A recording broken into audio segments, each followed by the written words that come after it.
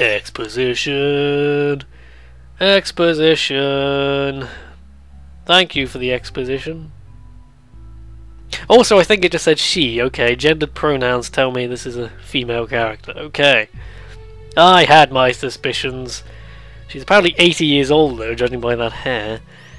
Hair colour. You see, right here, it's like... Oh, wait, can I just run? Can I do the after image? Oh, okay. That makes a bit more sense, and then I died anyway.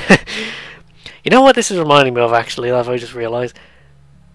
Oh, what's it called? Echo... Okay. Okay, this is Cutting Edge. I'm going to use my smartphone, which I have not had since I did my last recording. And we're going to look up... Echo Chrome! Echo Chrome! There we go. Is Echo Chrome on PC? No. I don't think it is it? That'd be cool if it was. It was on PSP, and then they put it on PS3. Oh wow!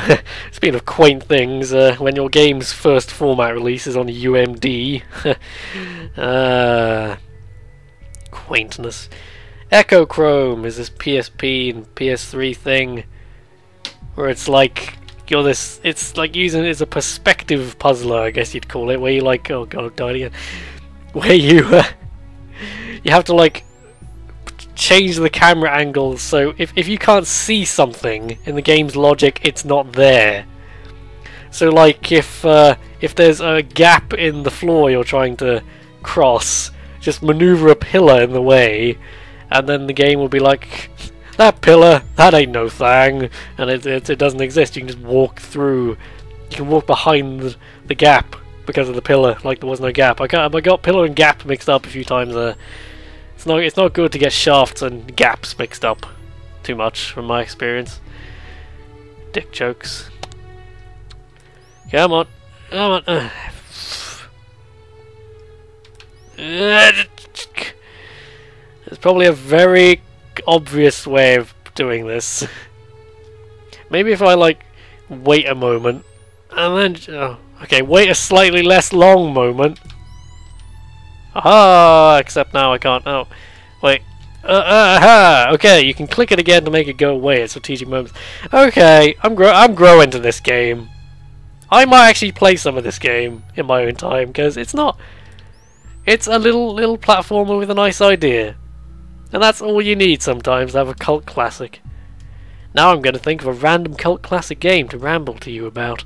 Mashed. Mashed is on PC and PS2, I believe. I have the PS2 one. Mashed is one of the greatest party games I've ever played, if you can get 3 like-minded people. It's a 4-player like racing game where you're trying to blow each other up. It's not a kart racer in the traditional sense. You're trying to race round and you get points for being the last one standing. And it's so hard to describe what... It's such a simple game to look at, but it's so well made and hilarious. It's on PC, but I haven't tried that version, so I cannot guarantee that it works. Local multiplayer, I think it does. It's on Steam.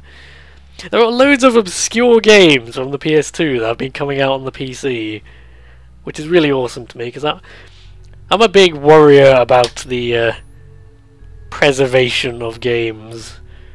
Like, I mean, there are already games that really, it's probably nigh on impossible to get to work anymore. You know, there are arcade games that never had home ports, and if that arcade machine had some really nefarious DRM on it to stop people pirating it, well, how is it going to stand the test of time? Because it's incredibly hard to emulate as a result. And even emulation is flawed. Oh, you can press Y to dismiss the tiles without creating a new one. Okay. I didn't realise. It's a thank you game. That's a good tutorial. Something I hadn't figured out. Ugh.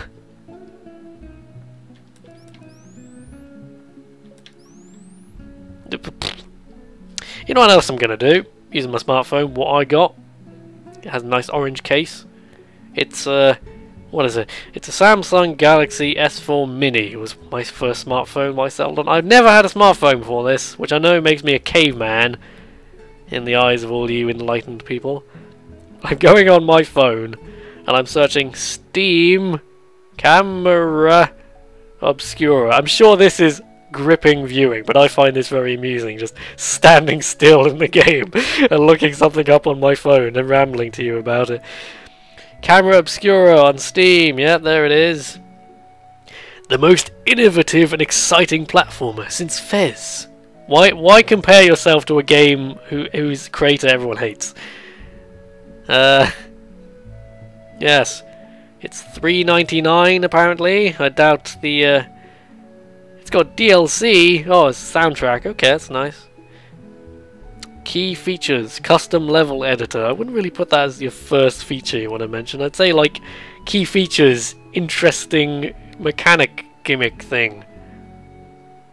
Wow, it needs a whole 1 gig of RAM. Oh god, how am I running this at a smooth 60 frames per second on my 8 gig machine? I've only blown it up once. I'm not sure if I've even mentioned this story in a video yet, but I managed to blow up my computer a few months after upgrading my graphics card.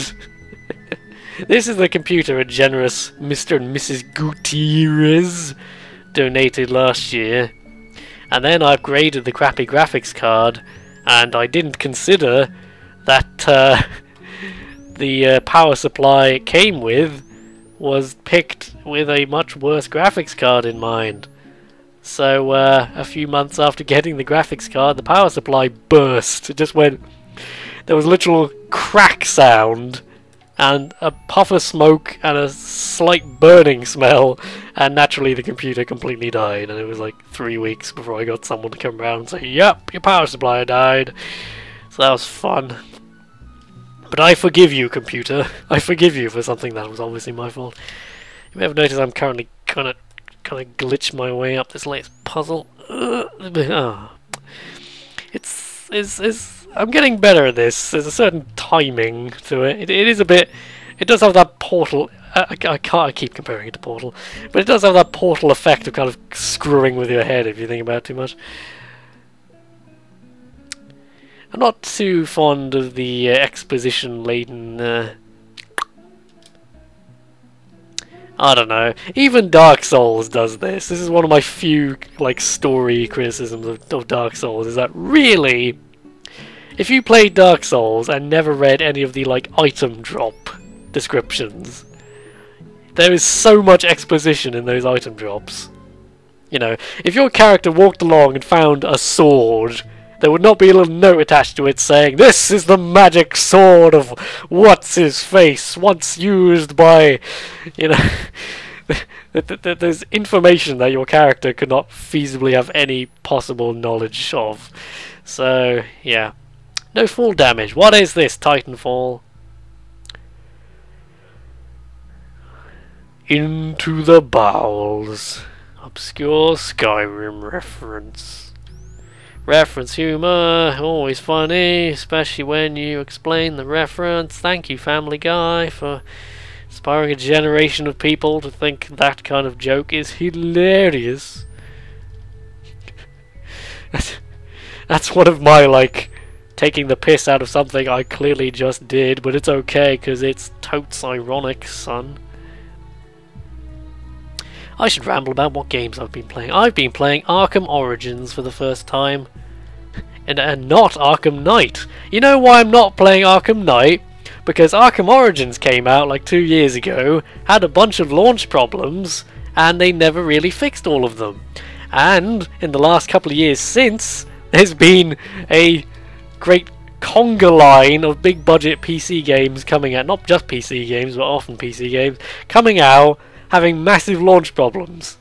Watch Dogs, Assassin's Creed Unity, Sim City, DRM City as I like to call it. All these games came out and on day one were basically unplayable for some people. Like, it's particularly amusing in the case of games like... was it Saints Row 3 that had some real problem with AMD cards when it first came out? And that was really funny because it was sponsored by AMD. When you turn on the game, there's a big AMD picture. Oh wow! We've moved into the bowels. That's nice. Are there only 4 levels? That seems unlikely. Yeah. I imagine like you progress further up the thing. You wouldn't have this big tower picture and then be like, yes, you got to the middle of the tower. Hang on. Wait, this menu is deeply confusing. Oh, I see. It's got a nice actual thank you game. This is still something that bothers me to this day. There are games... It's not as common now, but there are games which are divided up into little levels, and you think it would be incredibly easy to just give a level select mode. Like, let's say you beat the game once, congratulations, now you have level select to replay your favourite parts. But they don't do that. And again, this isn't as common, but whatever. I was talking about Arkham... I'm doing that thing where I'm not paying any attention to the game I'm playing. This is a podcast now, fuck it, it's 360p, no one's watching anymore, it's just a podcast. Arkham Knight. Even if Arkham Origins had not come out and had significant problems, there was enough precedent. What is the point in pre-ordering games? Like, oh, you save a slight amount of money, but you're paying basically full price for a product you have no way of knowing how good it's going to be. Oh, by the way, Colonial Marines was a big one I forgot to mention. Bloody Colonial Marine. Why would you play these games?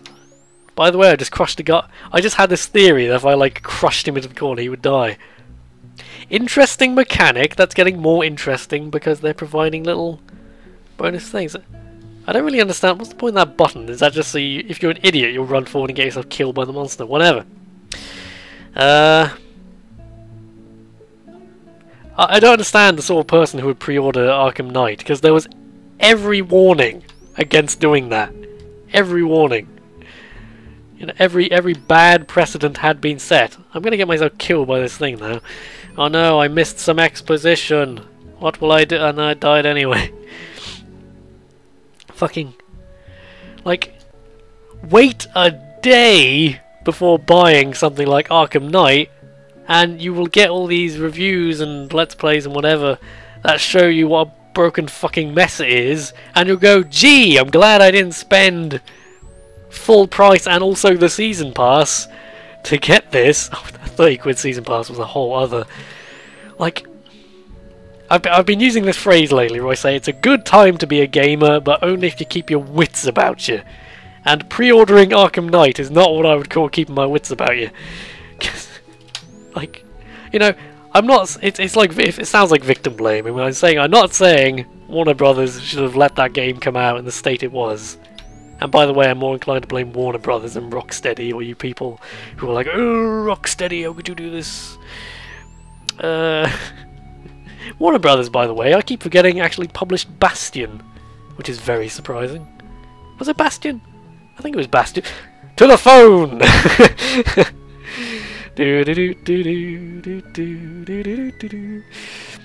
Bastion! Published, developed by... It was what does it say? Produced by independent developer Supergiant and then published by Warner Brothers Interactive. I don't really understand how that makes it an indie game, but okay. Especially Warner Brothers, not exactly tiny. Whatever. And there's also Braid, another game starting with B. Interesting. Braid video game. Published by... Okay, I must have imagined that Warner Brothers published that. But, yes, Bastion. Still surprising.